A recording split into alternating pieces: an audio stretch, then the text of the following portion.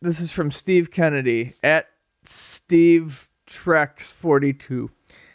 Collectors thinking museums will want their games. Are they? We debated answering this one because you thought it was like a straw man. I don't know of. I think there's some collectors that actually believe that Okay.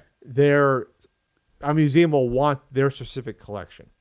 And when you talk about museums, the one that was going for like everything is like the museum, the Straw Museum, right? Right. They want like one of everything for the most part, just to have a copy of it, which I guess is a noble instinct or ambition to have, like Library of Congress to have, one of every book potentially, or they choose movies every year that get put into the vault in case there's a nuclear fallout or explosion. I think the difference with video game media is that due to emulation and ROMs and the storage capacities, I think the physical aspect of the actual games themselves over the generations will become less and less. So if a museum is going to put it on a display piece, say 100 years from now on the NES, they won't need 750 games. They'll need 5 or 10 or 20 and have them out on a display. This is how people played games in the late 80s and show that. And people walking around in their little visors with their chip implants, they'll be able to be like, oh, that's how people before they destroyed themselves because they didn't care about the environment, that's how they play video games with their ugly gray cartridges. But they won't need to have a copy of Chubby Cherub laying around 200 years from now necessarily. Need to? No. But Could they? Sure. No one's going to want to look at that. Like it's almost like, do you need to, like when you think about the history of media going back, when you think about, okay, people are going to, is someone going to need every single fucking record that ever existed in a museum eventually? Is that going to be a need to have that? No.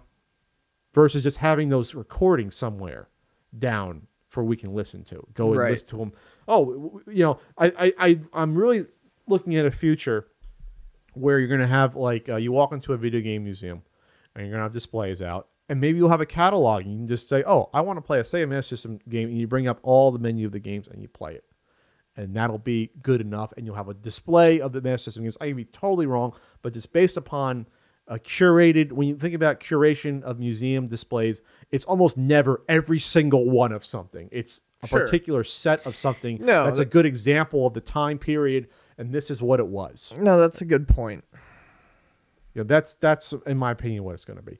Plus, I mean, how many museums are going to exist to want to have complete collections of something versus just having some pieces of it?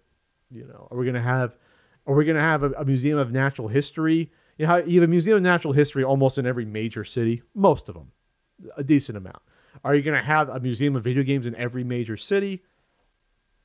I don't know. Maybe eventually, or maybe it'll just be like a general entertainment museum of the 20th century entertainment, or you know what I mean? Like, I don't know. I could see one video game museum going for, a full of everything as archival. But yeah, I mean, if you have multiple video game museums, I totally see it being, your way. A display, maybe an original system you can play on for kicks, and put it behind an acrylic case so you have the controllers that'll be all greased up by then and Cheetoed, or we'll figure out the Cheeto slime in the year 2087. We'll figure out Cheetos with no residue. That'll be the biggest thing. Yeah. In the next 30 years when we're dying. That'll be like, oh, we figured it out. We didn't cure cancer. We have Cheetos now without orangey fingertips. There's no way they'd taste nearly as good. You don't think so? No. With that residue? The cheese just clings to that. What's the Cheeto form called? What is that called? That little crusty stick thing. What is it? Is there, crunchy. It's just a crunchy? It's a crunchy. Is that what it's called? What the fuck was I talking about? This is a bizarre podcast. We're done. Castle Country's produced some strange podcasts, but I like them. They're kind of like a weird energy here. Mm-hmm. You feel that weird energy? I do.